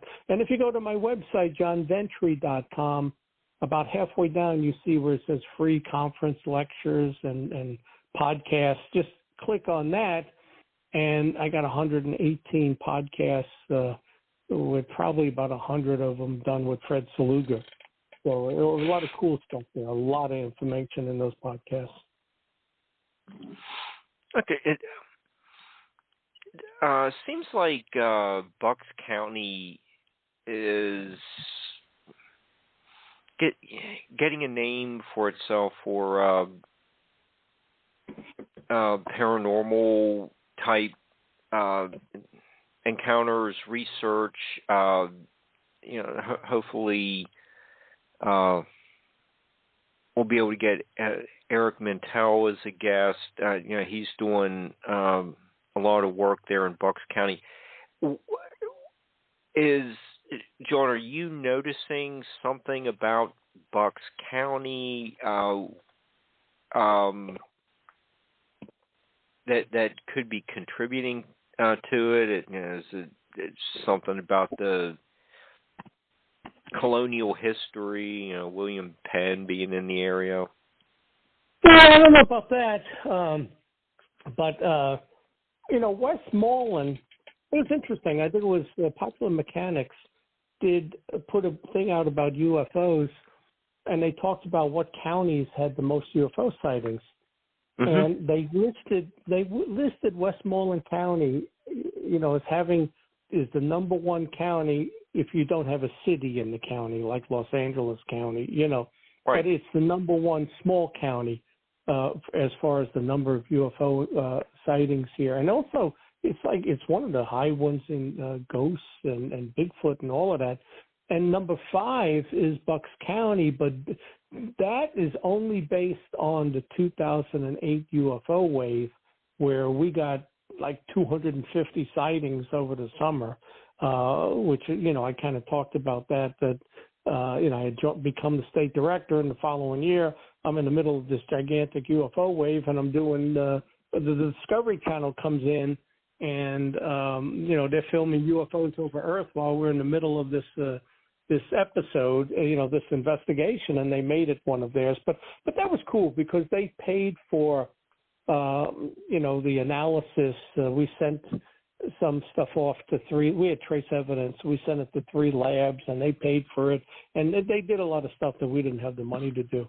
And that case with Denise, I don't know if you remember, she was the one that she saw a triangular craft, and it dropped these metallic sprinkles into her tree, and then they got sucked back up like with a magnet, and that's where we found boron on the leaves. But I did that on 4 TV shows. I did that episode on 4 different TV shows, and it got me on the Anderson Cooper show. I mean, how many people did Anderson Cooper? I did a 45-minute interview defending her and these 2 young girls from Kentucky who say that they were abducted. I thought it was a really good show, But the thing with the girls, though, I'll tell you real quick with them, and they were like 22 years old when we did Anderson Cooper in 2012. They saw a UFO. They were in the car with the 2 or 3 other guys, and they chased it through the hills of Kentucky. They came over this hill, and she said they stopped. There were like 5 UFOs hovering in a field. And from that point on, they were abducted. And they recalled standing in a room naked, right? And this gray alien comes over to the one girl, and she had most of the memories. The other one only remembered very little. But it touched her hand, and she remembered she had an encounter with this same one years earlier, like 4 or 5 years earlier. Or maybe it was longer than that. Maybe she was a teenager. She had leukemia, and she was in the hospital. She was supposed to get a bone marrow transplant. And in her room, this alien came and touched her, and she was cured. And she never got the chemo, and she was cured of leukemia. So when she was abducted in the craft, it was the same alien, the same gray. So she kind of equated them with angels and not demons, which was a really cool story. But I'll tell you, from my standpoint, something else happened that I will always remember. We're there, ready to go into the show. We don't know who the guest is that's in there for the first 12 minutes. So it's like commercial break. They got us all mic'd up. They say, all right, you got to get in. You got to get in. Out walks Fran Drescher, the nanny. I was in third grade with her in Flushing, Queens. So she comes walking out. They're pushing us, and I said, "Hey, Fran, I never got to talk to her, right?" But I wish, in hindsight, her and her husband believed they were abducted. I should have said to her, "Fran, turn around. I was in school with you in third grade in Flushing, Queens.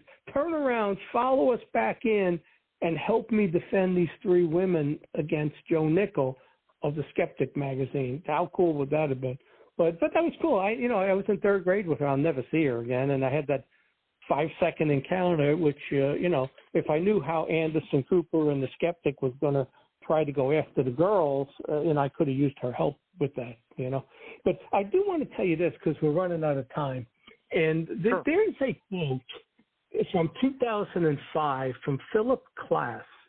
I don't know how many people know who Philip Klass is, but he was one of these big-time skeptics. He always went after the UFO people, why it's not alien, all of this, right? So he's on his deathbed in 2005, and he makes this quote, and I think this is probably as true as there could be. He said, and I think he knew the truth. He says, "No matter how long you live, you will never know any more about UFOs than you know today." And that's true. I don't know any more about UFOs today than when I joined in 1998. I can't prove anything. I know the history, but I don't know anything more about it, right? He says, "You will never know any more about what UFOs really are or where they come from." And I think he says that because they're interdimensional. They're not from space. And if they're interdimensional, you can't really get your hands on one, Then he says, You will never know any more about what the U.S. government really knows about UFOs than you know today, because they're not going to tell you, right? As you lie on your own deathbed, you will be as mystified about UFOs as you are today, and you will remember this curse. And you know what? I think he knew the truth, and this has stood the test of time. We don't know anything more about UFOs today than we knew 40 years ago, 60 years ago, 20 years ago, and then you mentioned that Lord Hill Norton in 1997, he put something out called the UFO Concern Report, So, it's funny, all the research I've done, and I've come across all these other documents and reports that when I was with MUFON and I was on their board for 3 years, they never talked about any of this stuff. It was always lights in the sky, what did the radar show, the physical aspect to UFOs, right?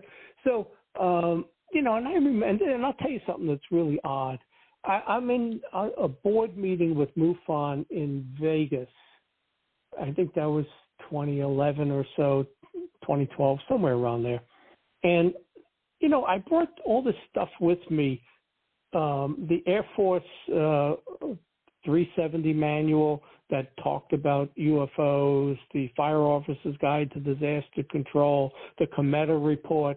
And at break, I said to them, hey, guys, I want to show you this stuff. This all proves UFOs are real. There wasn't one comment about it, right?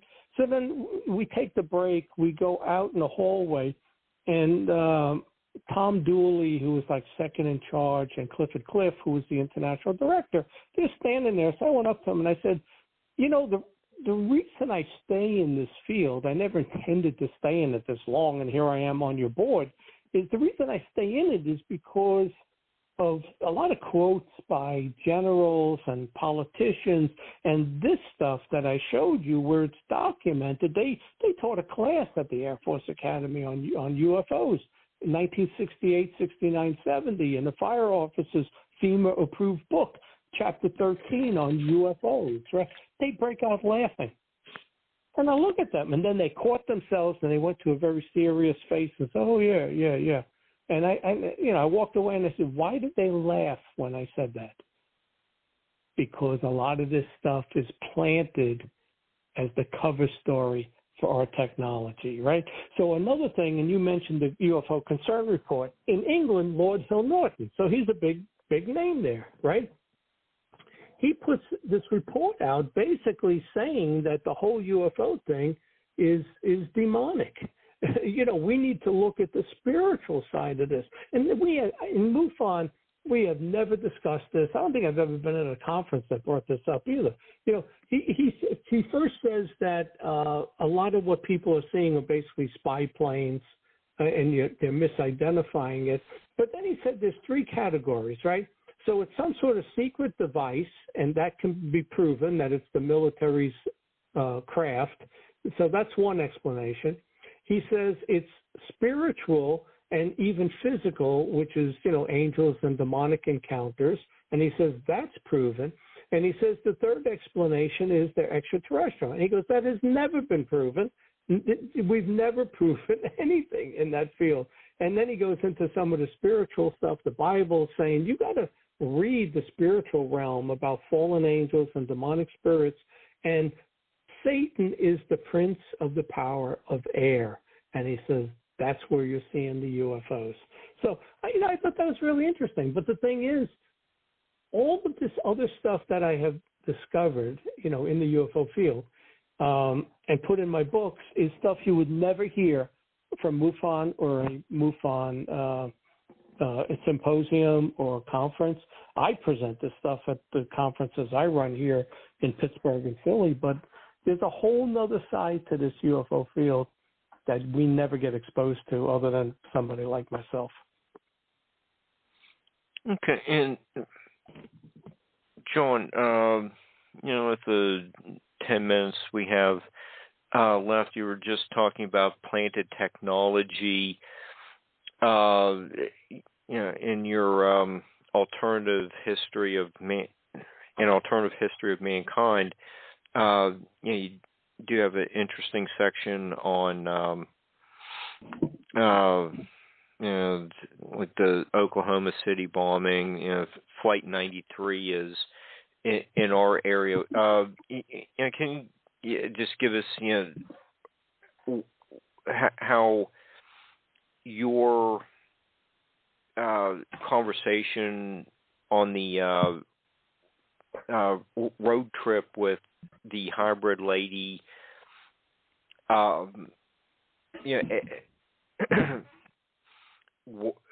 works in ETs and UFOs into these big stories from 25 plus years ago. Yeah, well, like I said, this was an extremely interesting conversation with this woman. And, she kind of took that same thing, that same stance that a lot of this stuff is planted, like the hybrid last year told me in the albino woman in Scottsdale. I'll tell you something really interesting with flight, not Flight 93, Pan Am Flight, what was that, 103? 103? Yeah. So get this. I'm working in Europe at that time with UPS, and I spend Thanksgiving in Germany, so my wife is really annoyed with me at that point. So I'm supposed to fly back on December 22nd. So I'm done like December 20th. So I said, you know what, I'm going to fly. I'm going to surprise my family and get home a day earlier on December 21st, right? So I look for a plane flight back, and it's like $600 just to come back a day early. And I said, I can't do that. They'll never, they'll get mad at me if I switch my flight and spend $600. So I don't fly out, right? So the following day on the 22nd, I'm on the plane, and everybody's talking about this flight that blew up, Pan Am Flight 103.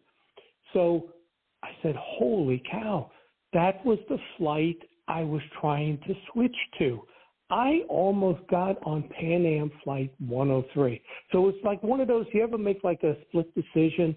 It's like, should I not? Should I go? Shouldn't I? And I said, well, I really wanted to, because I wanted to get out of Europe and get home, because I was there for 3 months, and I missed Thanksgiving. And I said, no, I can't do it. But if I had got on that flight, my kids were like 3 and 5, and I would have been killed on that flight.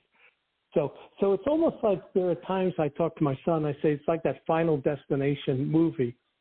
So does any of these hauntings and stuff and the UFOs and what showed up in my house, did it happen because I'm not supposed to be here?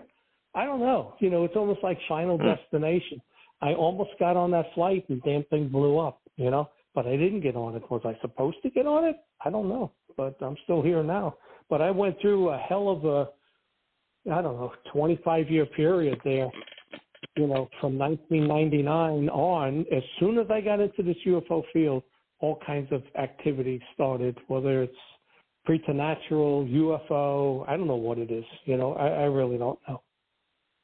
And I don't know any more about UFOs today than I knew in 1998 when I joined MUFON. I know the history, but I can't tell you what they are. I have my ideas. Okay. Okay, it's also have another interesting section on the connection between presidential assassinations and UFOs. What did your passenger have to say about that? Boy, I don't even remember talking about that. Presidential. I don't remember. I don't remember. I just remember the conversations with her where she was so convinced that they had upgraded us, and I, we kind of then talked about genetic engineering and creation versus evolution. And I'm not a big evolution person. I don't really believe in evolution. I believe in creation.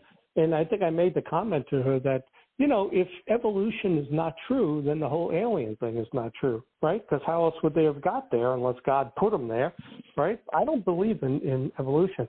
But it was interesting, though, when the malevolent thing came out, she was very afraid of it and said, yeah, we have the same issues that you humans have with these malevolent interdimensional entities. We fear them also. So there is something there. I mean, there is something there with the spiritual side, the interdimensional side, and I've experienced it here in this house a number of times, along with other people. My kids have both had experiences, unfortunately, So,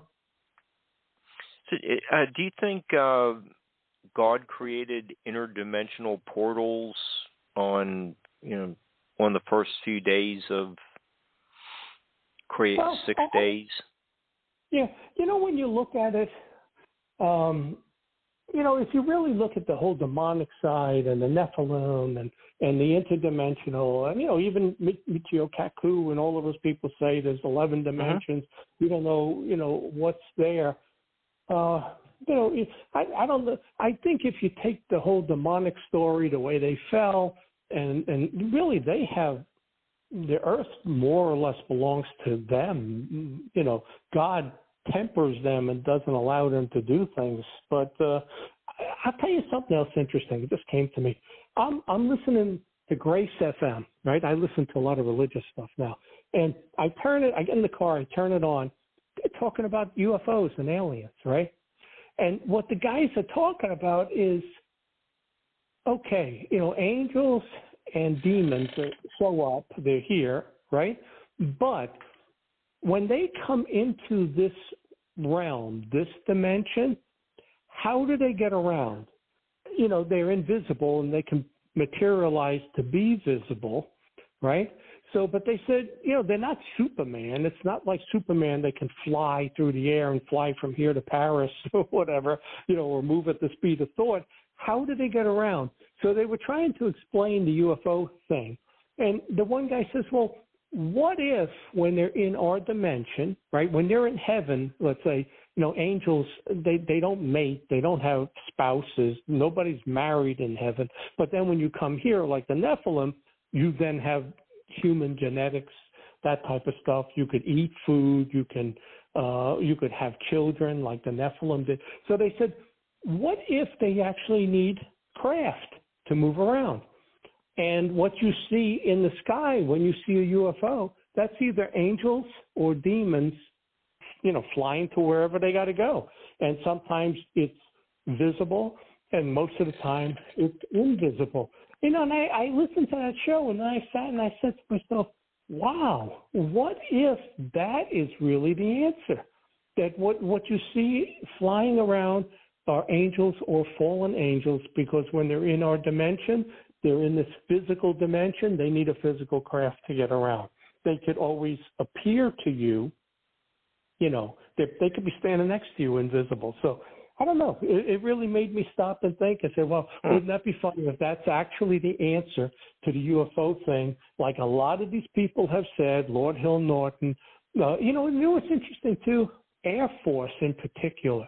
Air Force personnel, when the government got involved in this in 2017, they said, you better read your Bible because this whole UFO alien thing is demonic. You better read your Bible. So they believe it too, But imagine if that's the answer, if they actually need craft to get around. I don't know. And it's like Philip Clark said, I don't know if any of us will know. Okay.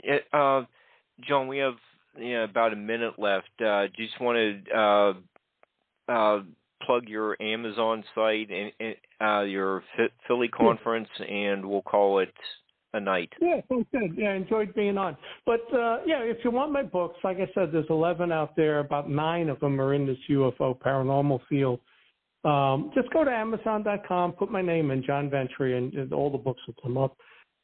If you want to watch any of the podcast stuff, just go to johnventre.com.